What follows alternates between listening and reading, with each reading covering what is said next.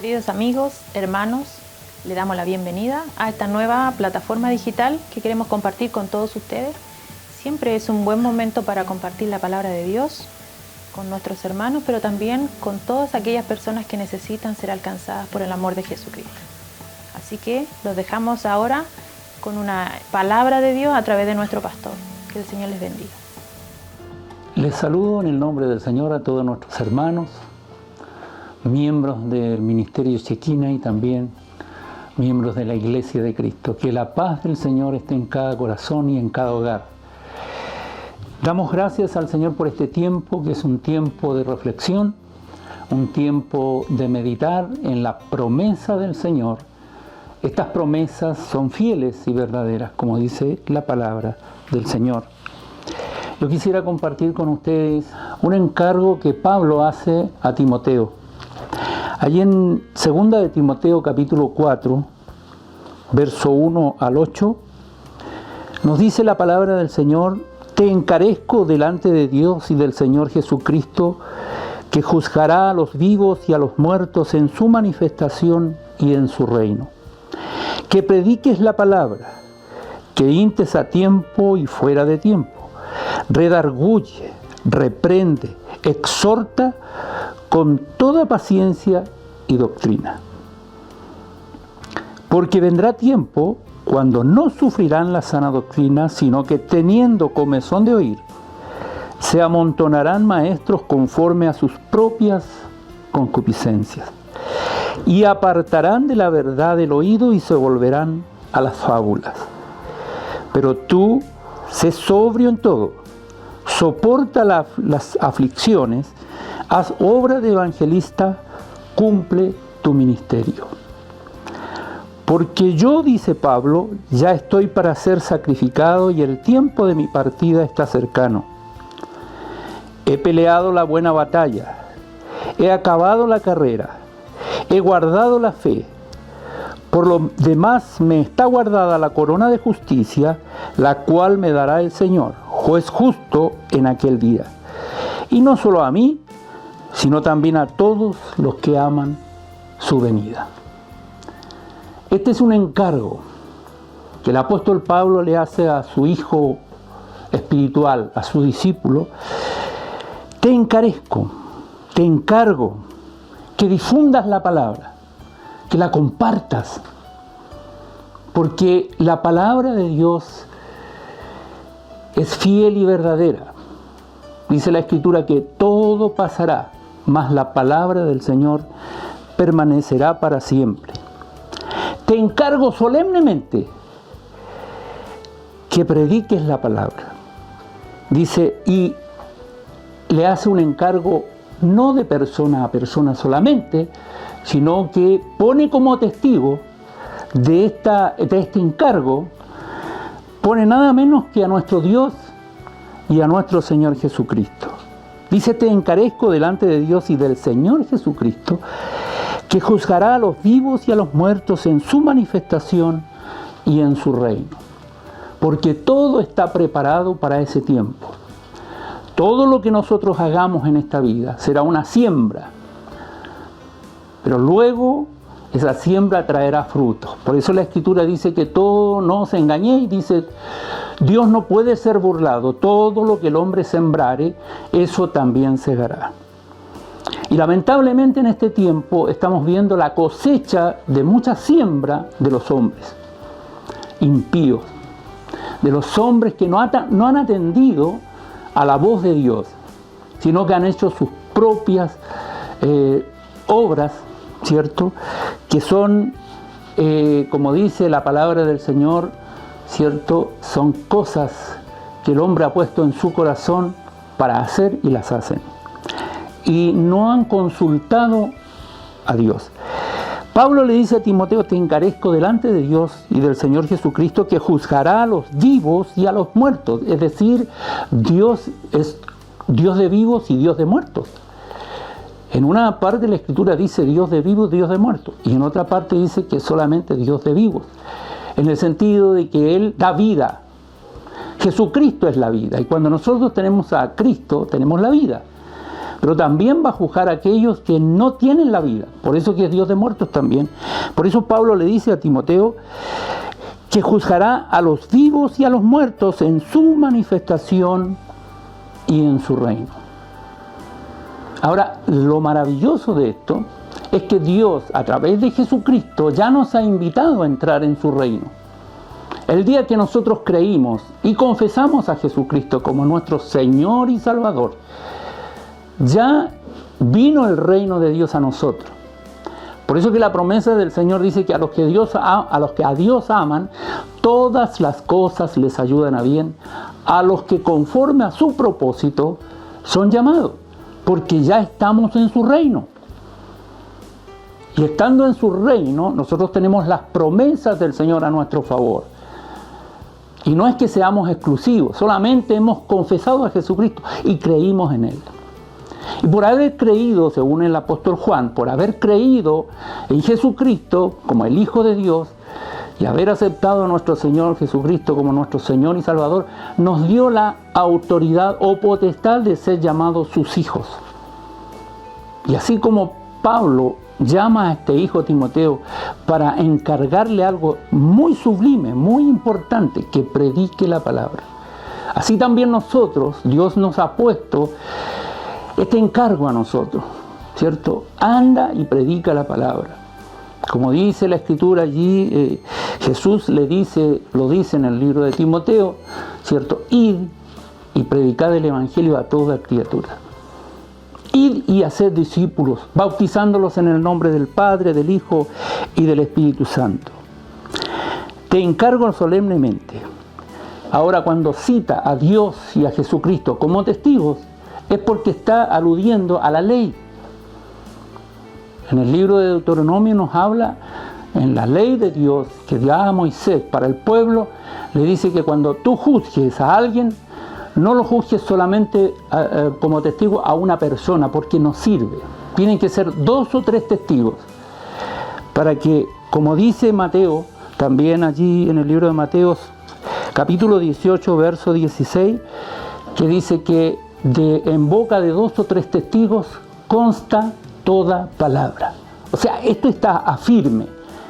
Esto no se puede abrogar, ni cambiar, ni pincelar, ni hacerle nada.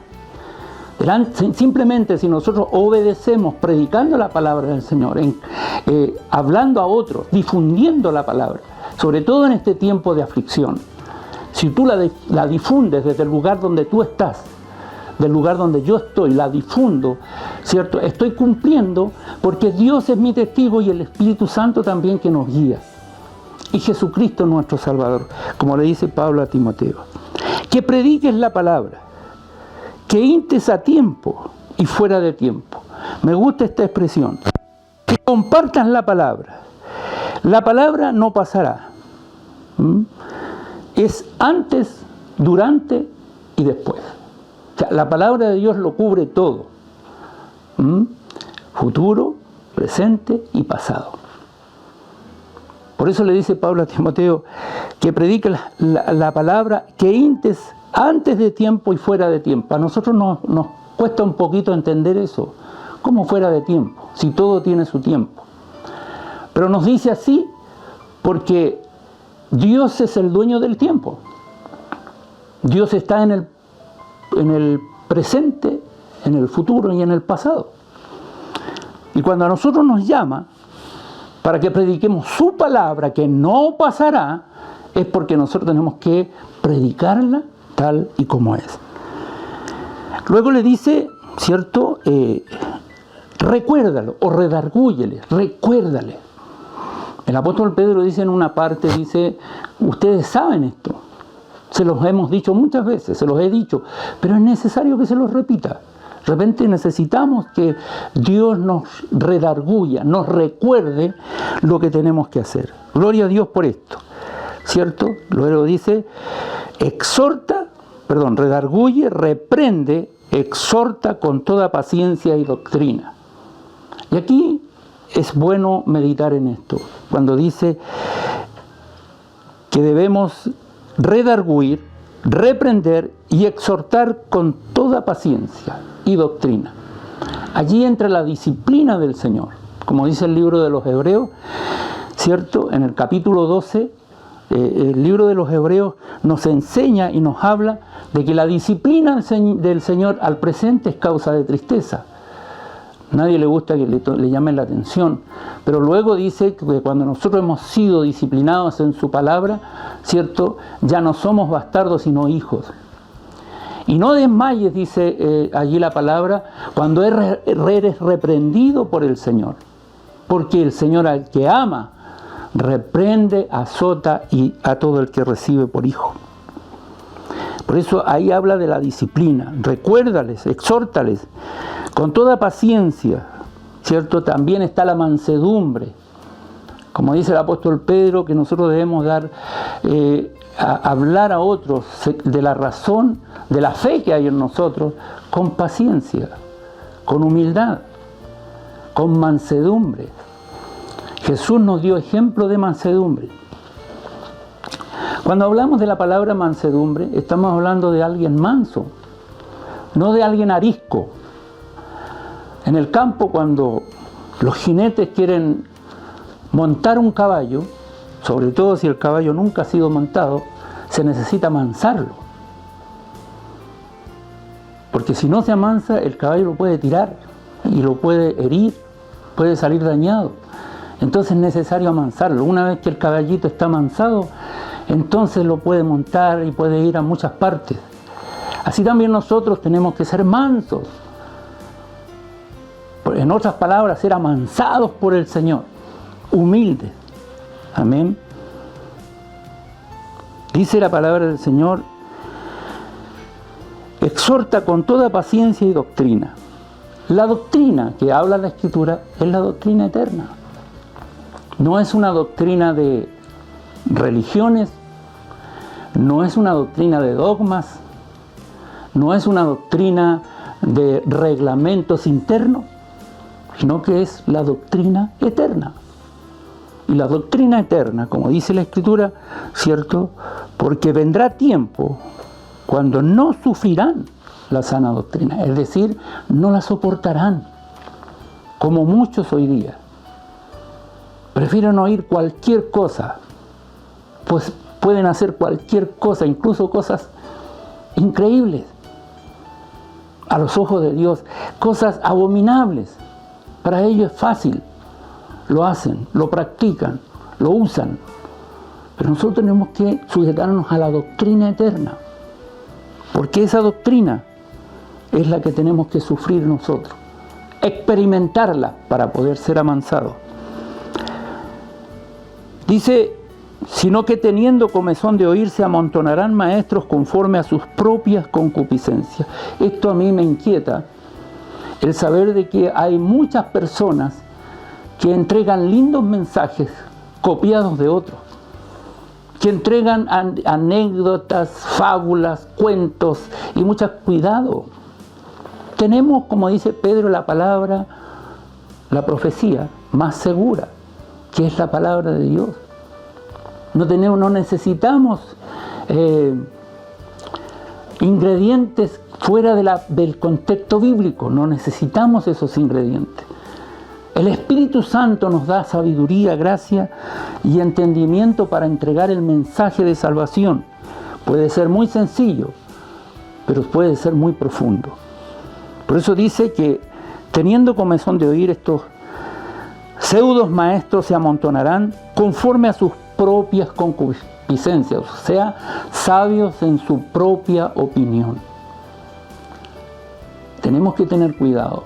Yo no vine a este mundo para agradarme a mí mismo, para sentirme bien. El Señor me mandó a este mundo para hacer un trabajo, una labor, para predicar la palabra. Y muchas veces no será bien recibida, y muchas veces nos cuestionarán. Pero si predicamos la sana doctrina, es la que trae fruto, y fruto abundante. Por eso dice la palabra, y apartarán de la verdad el oído y se volverán a las fábulas. Cuidado. La doctrina eterna es la doctrina del cielo, es la doctrina de Dios, es la palabra de Dios. Y le dice Pablo a Timoteo, le dice, pero tú sé sobrio en todo. Como dice el apóstol Pedro, añadida a vuestra fe, virtud, a la virtud, conocimiento, dominio propio, sobriedad. Necesitamos ser sobrios en todo. Soporta las aflicciones. Soporta las aflicciones. Haz obra de evangelista. Cumple tu ministerio. Dios nos ha llamado a todos nosotros con un propósito y nos ha dado incluso las armas para poder hacer este trabajo. Dios no nos llama para hacer un trabajo sin habernos equipado, sin habernos preparado para enviarnos a hacer el trabajo y que este trabajo salga bien.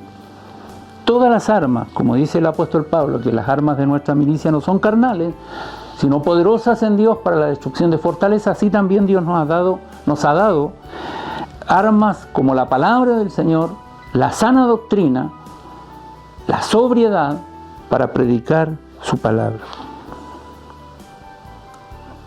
Y luego se alude a sí mismo.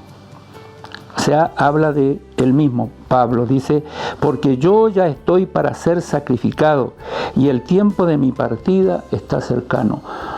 Timoteo, yo me voy de acá. Esto termina para mí, ya Dios me lo ha mostrado, yo estoy esperando mi tiempo. Pero necesito entregarte la posta.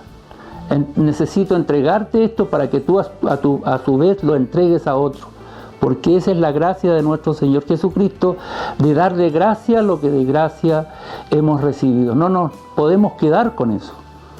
Nadie se puede quedar con el Evangelio, irse para la casa, quedarse muy tranquilo, creer en Dios y estar en su casa. No, tienen que entregarlo. Tienen que llevarlo a otro. Porque yo ya estoy para ser sacrificado y el tiempo de mi partida está cercano, dice el apóstol. Y aquí viene algo que nos compete a nosotros directamente. He peleado la buena batalla. Esta es la buena batalla. Esta no es cualquier batalla. Esta es la buena batalla. No es una batalla cualquiera, ni siquiera es una guerrilla, no es como se ve en el mundo hoy día, que cada uno se levanta, ¿cierto?, en armas. No, esta es la buena batalla. Y esta buena batalla, dice, he peleado la buena batalla, he acabado la carrera, he guardado la fe. O sea, lo que Dios me dio, ahí está. He guardado todo lo que Dios me ha dado en fe. Y eso es maravilloso. ¿Por qué? Porque nosotros podemos entender que lo que viene de Dios tiene que volver a Dios. Por eso tenemos que guardar nuestra fe, no perderla, no dejarla, no trabajarla, porque eso va a volver a Dios. Dios nos va a pedir cuenta de lo que Dios ha puesto y nos ha dado a nosotros para que trabajemos en su obra. He peleado la buena batalla, he acabado la carrera, he guardado la fe. Y luego dice el verso 8, dice, por lo demás, me está guardada la corona de justicia, amén, la cual me dará el Señor. Me está guardada la corona de justicia. Nosotros tenemos una corona. Dios nos tiene preparada una corona. Esto significa el término de nuestra carrera y el premio del supremo llamamiento. Esto es un premio, la corona que Dios dará a cada uno de nosotros. Que hayamos hecho la voluntad de Dios, que hayamos peleado la buena batalla, que hayamos acabado la carrera y que hayamos guardado la fe. Nos espera la corona. Nosotros tenemos el ejemplo de Saúl, cuando Dios le manda a exterminar a los amalecitas, que tristemente por no haber exterminado a los amalecitas, una amalecita le quitó la vida. O sea, él no exterminó a los amalecitas, pero uno de los amalecitas lo mató a él. Terminó su carrera a manos de una amalecita por no haber luchado contra él. sino que le pidió aún que él mismo acabara con su vida. El amalecita, no contento con esto de haberle quitado la vida a Saúl, sino que también lo primero que hace, le arrebata la corona. Si usted puede leerlo en el segundo libro de Samuel, capítulo 1, verso 10, allí dice claramente, dice, como lo vi con vida, le arrebaté su corona, le quité su corona. En el libro de Apocalipsis, capítulo 3, nos habla la palabra del Señor, dice, retén lo que tienes para que ninguno tome tu corona. Qué maravilloso. O sea, nos espera una corona. Y tenemos que cuidar de que nadie nos quite esa corona. Ni siquiera el coronavirus. No. ¿Te das cuenta? Porque los hijos de Dios tenemos un premio. Y no es el coronavirus. No es el virus. ¿Se da cuenta cómo el enemigo se ha arrogado muchas cosas? Y los cristianos, lamentablemente, no entendemos eso. Por eso, gloria a Dios por los que han entendido de que nosotros tenemos un reino en el cual hemos sido llamados, no tan solo para vivir en ese reino, sino para trabajar en ese reino, para comer en ese reino, como la multiplicación de los panes y los peces fue en el reino de Dios, porque en el reino de Dios no hay enfermedad, porque en el reino de Dios no se necesitan hospitales, porque en el reino de Dios hay salud. Y nosotros desde ya hemos sido invitados a entrar en su reino. Que el Señor nos bendiga, que el Señor nos guarde y nos haga entender. El Espíritu Santo maravilloso nos redarguya y nos enseñe. Y como dice el apóstol, por lo demás me está guardada la corona de justicia, la cual me dará el Señor juez justo en aquel día. ¡Qué esperanza más maravillosa! ¡Qué esperanza más gloriosa!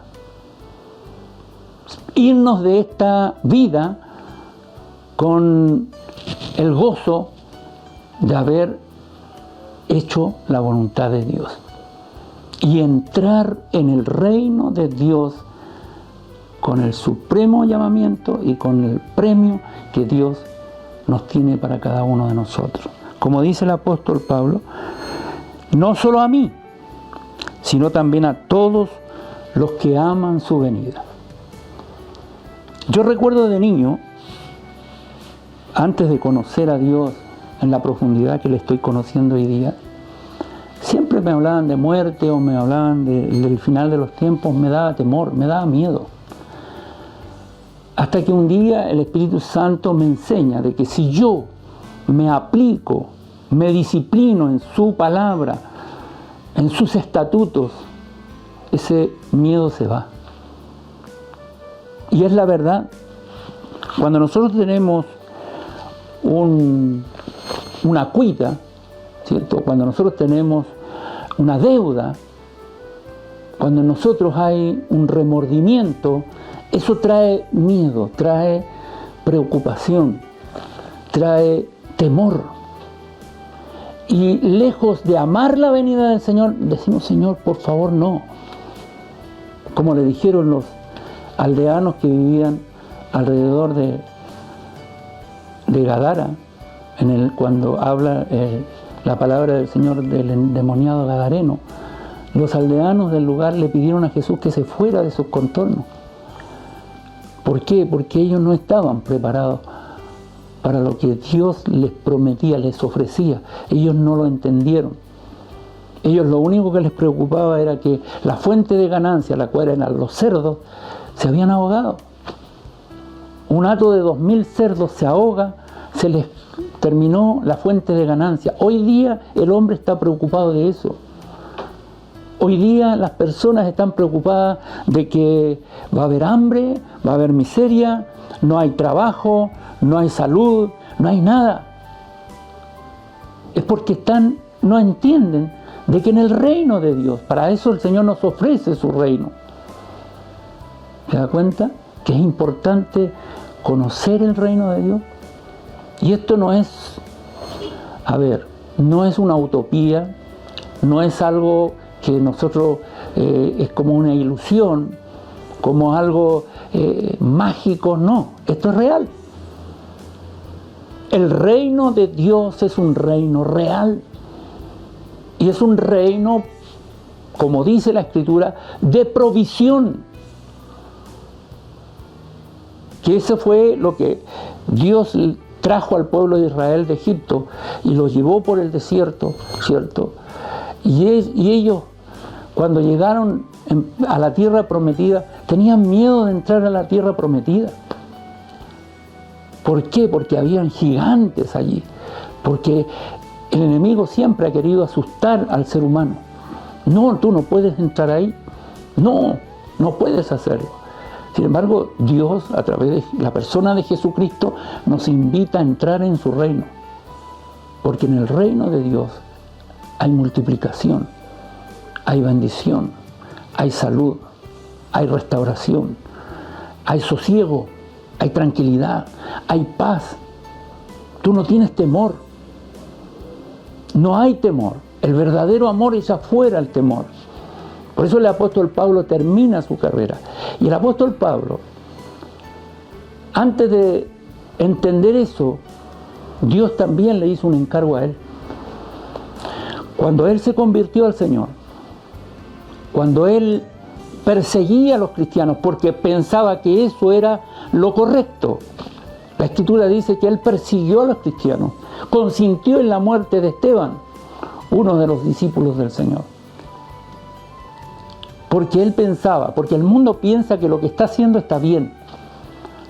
Pero sin embargo le aparece Cristo, le aparece el camino.